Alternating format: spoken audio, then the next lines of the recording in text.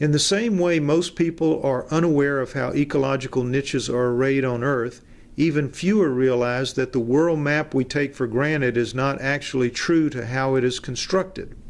This is the standard world map everyone studies and learns in geography classes around the world.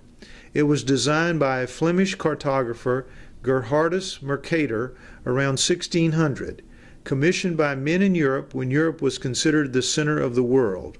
In order to create a two-dimensional map from a three-dimensional globe, there must be a certain amount of distortion. In Mercator's case, he abused that license to distort for the benefit of his European employers.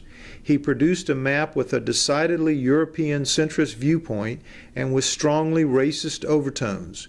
Europe was shown at its center, which no one would have objected to in 1600.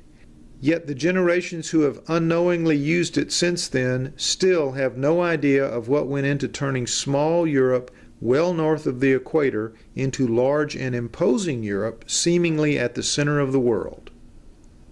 The 18.9 million square miles inhabited by Mercator's Northern Hemisphere compatriots are shown on his map as much larger than the 38.6 million square miles south of the equator, which are primarily inhabited by black and brown populations.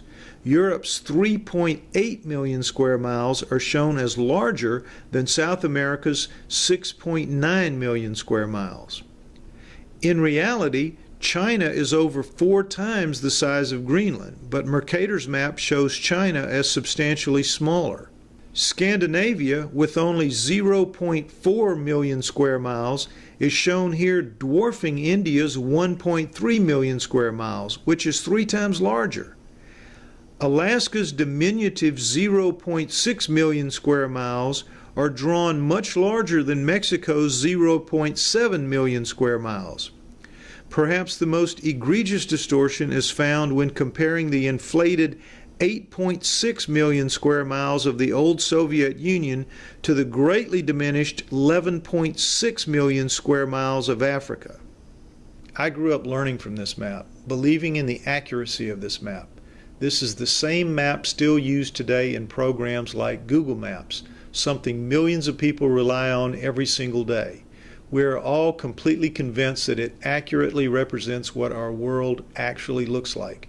We know it represents the truth to us, even though it never has.